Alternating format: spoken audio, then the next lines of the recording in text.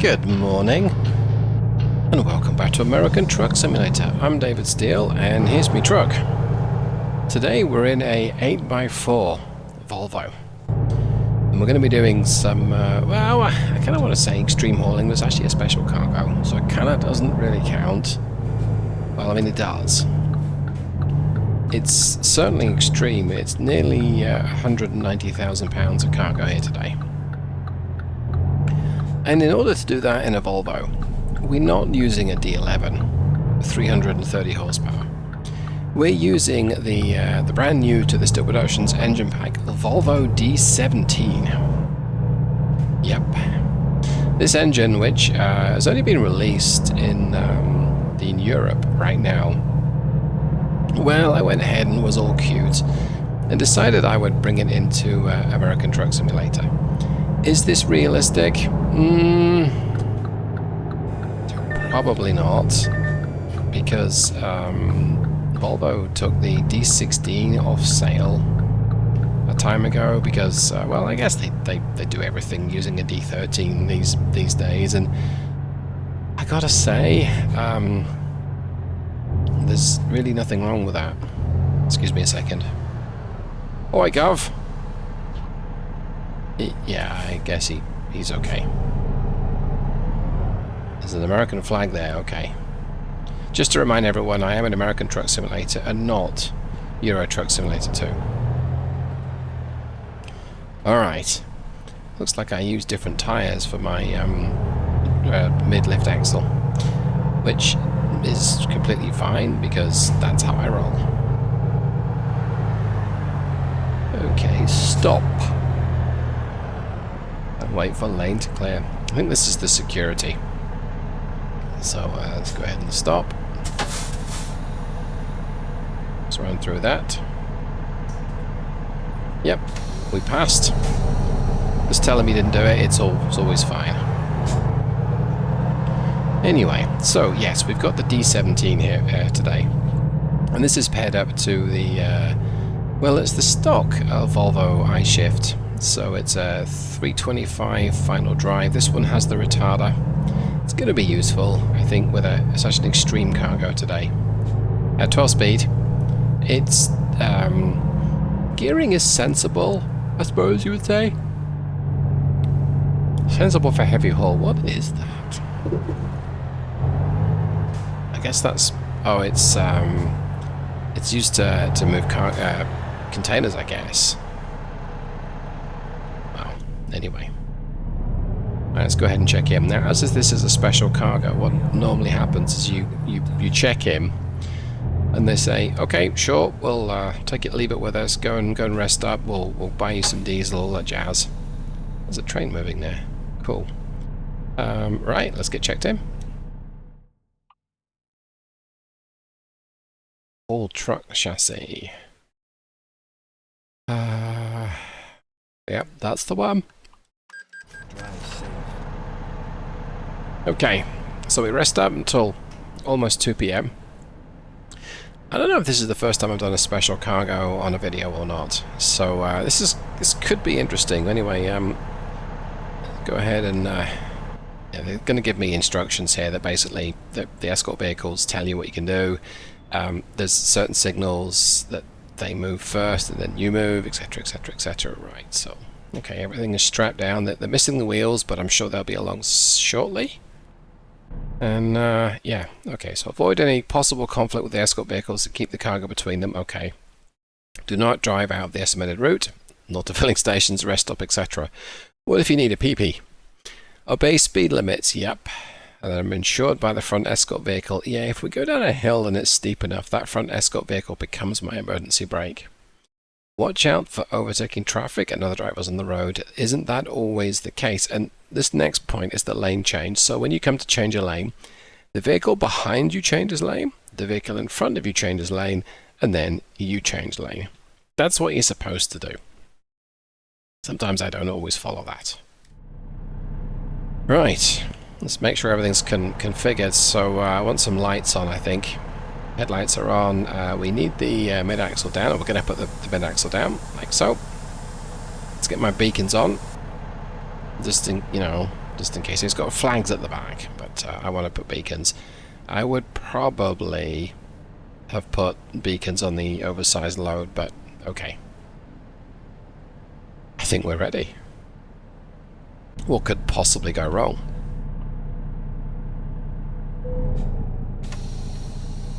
That could go wrong. If you caught that, that's me trying to move off without releasing the parking brake. Now this is interesting.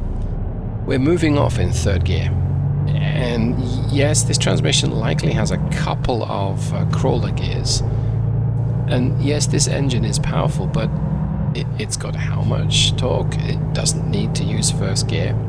Also, stop signs don't apply when you've got the special cargo, so I'm just going to do the whole rolling stop thing. Give myself a little bit of space here, I think. This is the view of me leaving, because it is pretty wide. She's carrying a lot of weight here today. Recomputing. Okay. The cop is not stopping, so I guess everything's good. I say that really works for me. The crowd here, everyone's come out to watch me fail. That's always good to see. Nah, I'm not going to fail.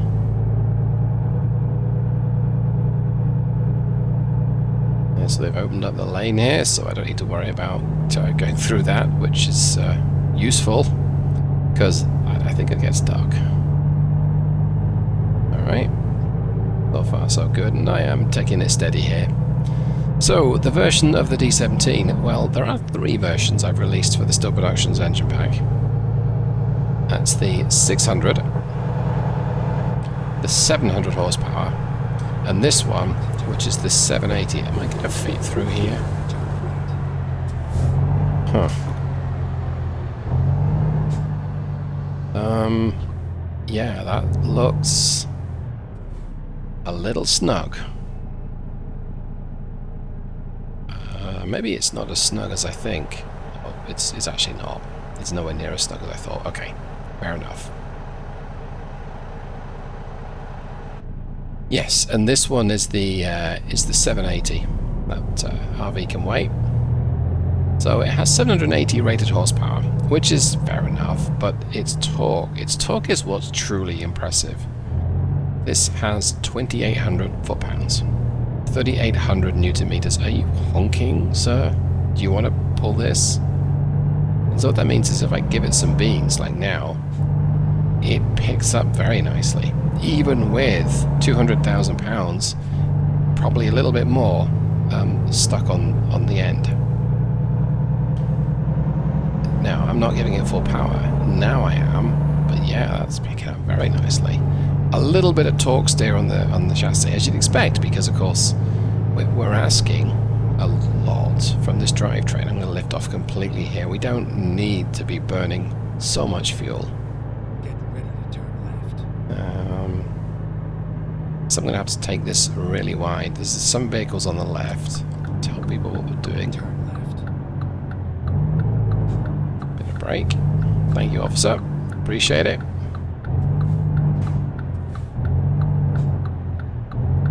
Turn in. It'd be a shame if this Jeep caught it. Gee, it probably would be. I'd probably fail the mission. I don't mind taking out a speed limit sign, but everyone else does. Okay. Now I can't remember if the speed limit is changing for special cargoes in version 1.52 or version 1.53. It's probably 1.53 because my speed limit's 40 right now. But that's okay. What's my trip distance? 200 miles. Okay, fair enough. Get ready to Yeah, so what it's saying is you've got 65 hours to do it in. It's not this turning in empty.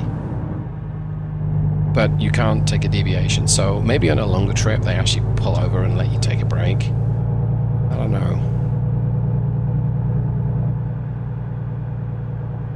Oh, that's actually a little quick. Don't forget you got all that weight behind you.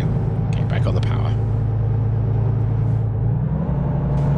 Right, so got a bit of kick down there. A lot of chassis twist as we give it full beans.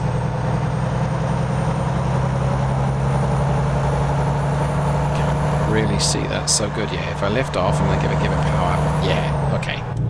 That is a pretty cool effect. That's what you get when you try and shunt 2,800 foot-pounds, or 2,803 to be precise, of torque through the transmission.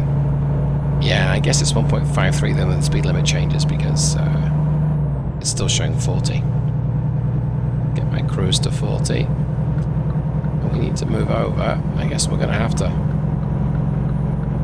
I didn't see the escort vehicle move. Oh well. Right, and here we are at my cruising speed, and that was really easy. Now, I confess I would like to try this with something like a Mac R and 237 horsepower, but with the right gearbox it should do it. But this Volvo is going to be a bit less of a challenge. See traffic trying to overtake, taking its time, which is good. I don't want to impede people too much, and as long as they're respectful with me, that works. Okay, easy done then. That's quick drive-by view, I think, if I can make it work. Yeah, that's a okay, yep. Swerving, David, swerving. All right, get back in the cabin. So this could be the end of the video. It's not going to be, but this could be the end of the video, because a lot of the driving now is, well, it's essentially cruising through normal roads, I think. Yeah, I'm actually picking up speed. I don't need to be doing that. So this is where the retarder is very useful, because it helps keep the speed under control. And avoids me running into the back of the cop in front of me. That's an immediate fail. We're still speeding a little bit. Let's get back. And we're in 11th gear, which is the direct drive of this overdrive transmission. So all that means is that it's potentially not wearing out the gearbox. It's wearing out the drivetrain, I suppose you might say. Bus decided the better of it then. Okay. That beeping noise is the lane assist. It's just telling me, hey, you're about to go over the white line, which is like, I know. I probably should have disabled it, or maybe pulled the fuse, because it's an extreme cargo. We kind of expect to be over the white line, but I didn't. That's alright. And really, the fact that the D17 is chuntering along at 1100 revs, 40 miles an hour, 11th gear is like, yep. I mean, look at that. It's not running warm. The oil's 200. Okay. Overall economy is 4.6, but don't really expect that to be that efficient. Because even though you got a low speed, it's still having to haul a lot of mass along. And when you let the speed build up going down a hill, so that it lifts off the power completely, it curtails the speed. Your retarder just converts the excess speed into heat and fills the cooling system. Don't think that's modeled in the game. But the long and short are, I'm not going to get amazing economy on this trip. I don't expect to. Let's put it back on that view here. I wonder if we can use the CB and say, hey, can we call in for a coffee or something, because I'm getting bored back here. But we're not. Let's see, what have we got? We're going to get there, it reckons, well, it's saying right now 7:45, 7:46, but I think we're going to take into account who's driving, me, and local traffic conditions are going to change, so get in about 8. So I think fair enough. There's really not much to say. Yeah, I expected that time to sort of get later, because it's probably expecting me to be cruising along at 55. And of course I'm not. Right, well, I'm going to go ahead and pause the recording for a bit, because there's really not much to see here. And when I'm back, we might talk a little bit more about the Volvo, about the engine, and you know, why I decided to include it, because it has an interesting history, and the reason why Volvo brought it to market, and it's not the American It's not American truckers needing speed, needing power. Keep left. Oh, it's quite the difference. But I'll be back.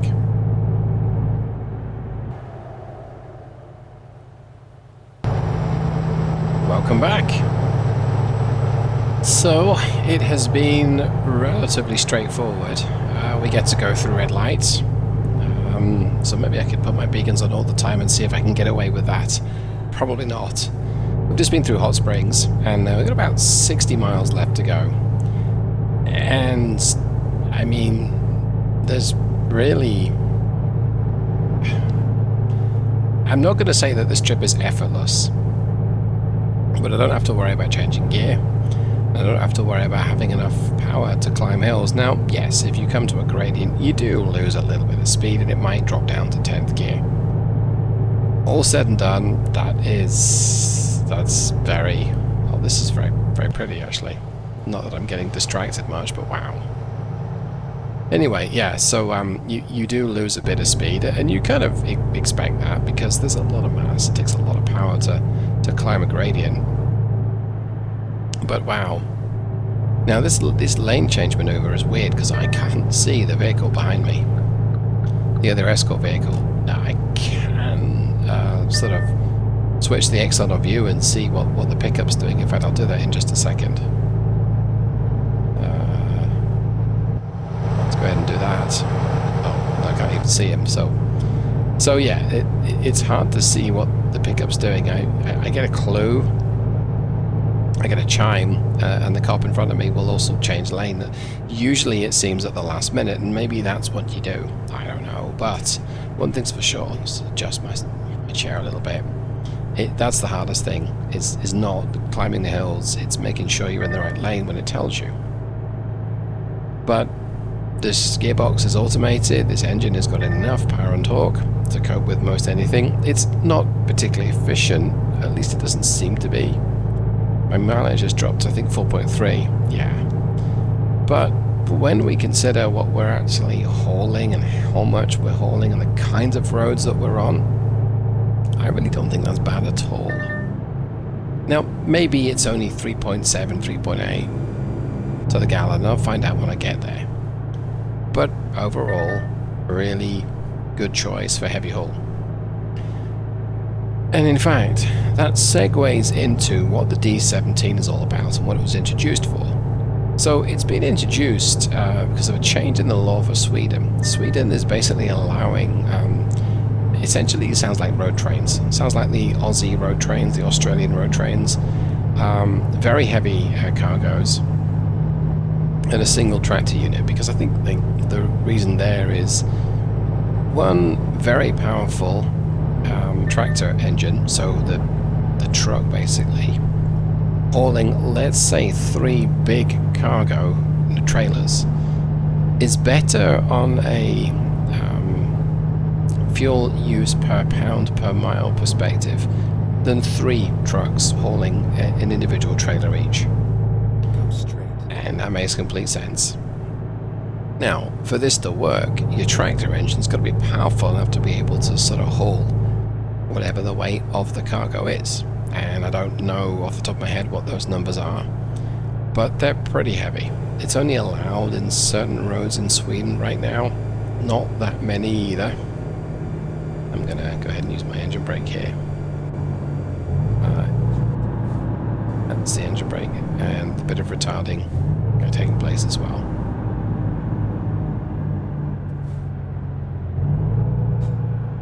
So it's only allowable in some roads.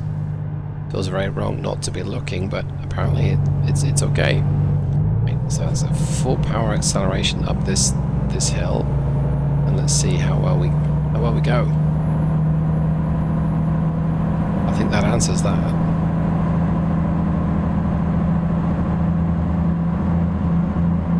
Yeah, it's accelerating slowly, but it is accelerating. And it changed up. So, yeah, I don't need Keep right. to worry about power. And I didn't need to climb that hill at full power. I really didn't. Turn right. Probably taking my mileage down. Oh, it didn't. Okay, So this is where I'm due. Oops. My bad.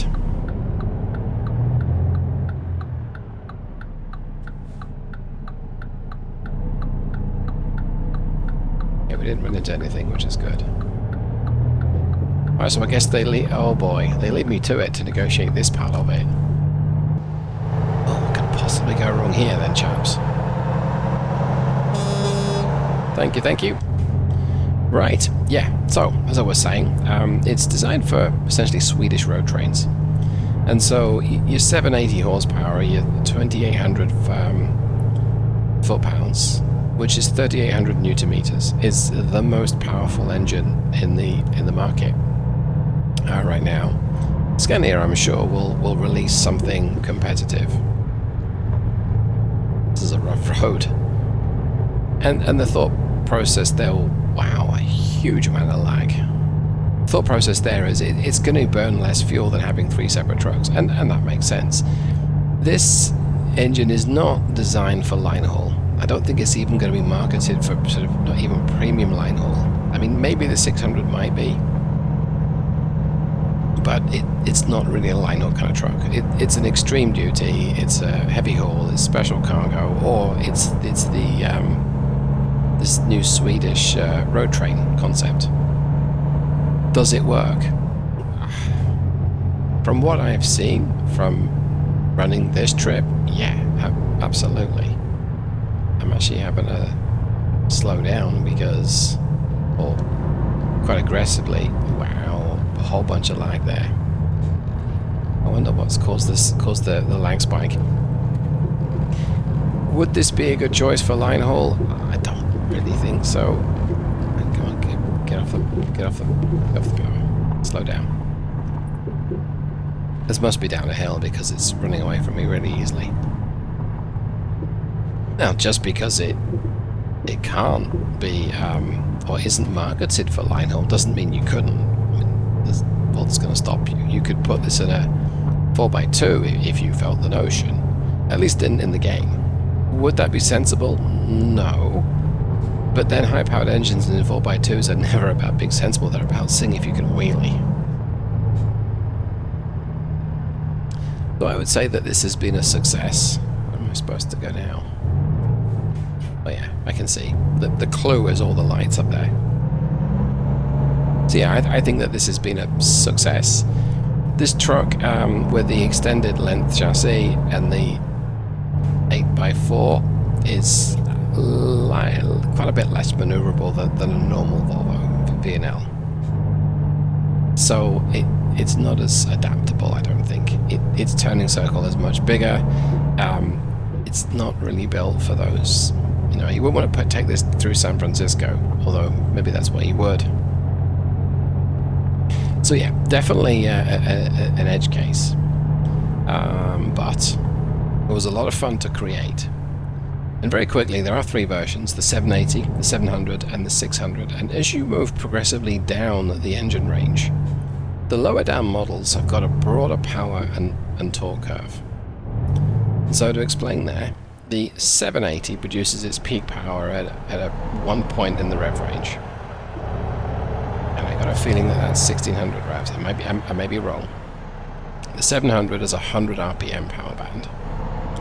And the 600 is, I think officially it's something like 200 RPM, but it's very nearly close to 600 horsepower and from 1500 to 1900 revs. So what that means is effectively it's got a great flat power band. That flat torque and power is really nice for line haul duties. I wonder if we can tell it that we're here. No, we can't. I've got to get it in the... got to get it lined up. Oh, this is not going to be fun. This is really not going to be fun. Oh, boy. I may have to circle back here. Because, look, it's not going to reverse cleanly. Oh, no. Okay, let's go ahead and try and... Okay. How embarrassing is it that you can't even get... You've got one thing to do at the very end of a video and you've not managed to do that. Can I get round here safely?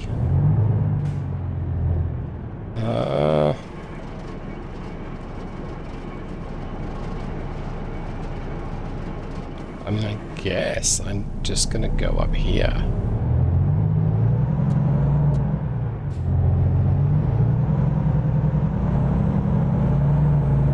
I would say what's the worst that happens, but I think I've just found out. We've got stuck.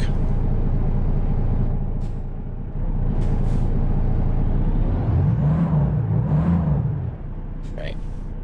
Try my differential. Let's try raising the mid lift. See if that helps. Nope.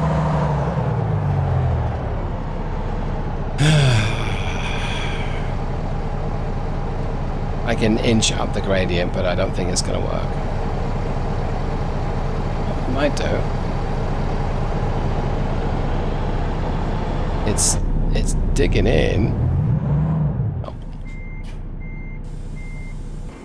Great. I have no idea how to get out of this now because I can't go forward, I can't go back, and this is bloody stupid. Seriously? Come on. Come on.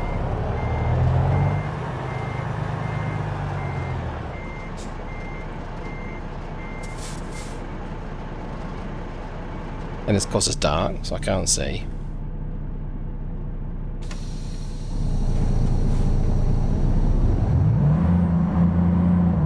Okay, seriously?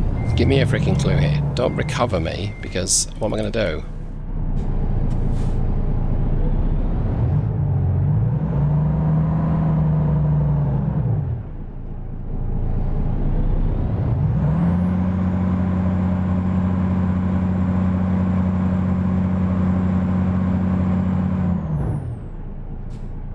Well, I don't know what to do here, folks, because I'm screwed up coming in, because I screwed up coming in, and now I can't recover it.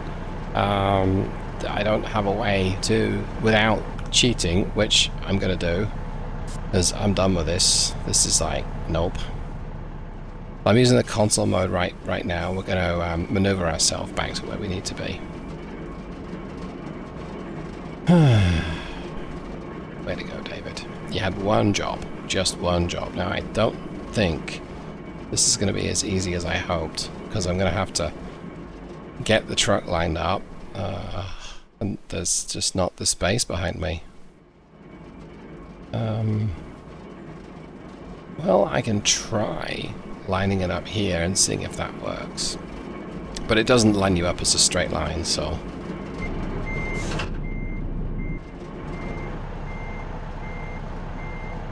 Okay, maybe it did.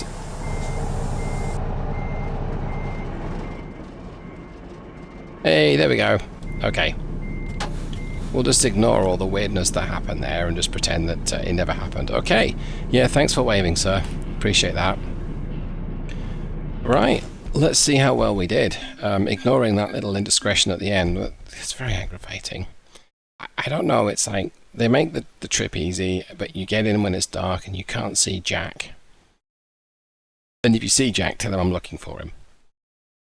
Well, 224 miles and 70 gallons is just over 3 miles per gallon. I probably used 10 gallons in the last sort of mile or so. Just trying to move the dang thing off. So yeah, it's not exactly a good miles number. But you're holding 187,000 pounds, so that is probably, well, that's maybe 4 times what your a typical cargo, what it might be, give or take. I mean, we're talking, it could be 4 times, could be 5, could be 3. But if we say 4 times, does that mean you're going to get 13 to the gallon if you had a D11 Volvo? Likelihood is you probably wouldn't. And so from that perspective, yes, it was a more efficient trip. But anyway, hopefully you enjoyed what you saw here today. You can go ahead and click like if you want to. You can click dislike. The Steel Productions engine pack has the D17 already, and it supports every Volvo I know of, and white, in American Truck Simulator and Euro Truck Simulator 2. Great, well, without further ado, I hope you got something from this. Thanks very much for hanging out, and I'll hopefully see you the next time. Thanks so much, everyone. Goodbye.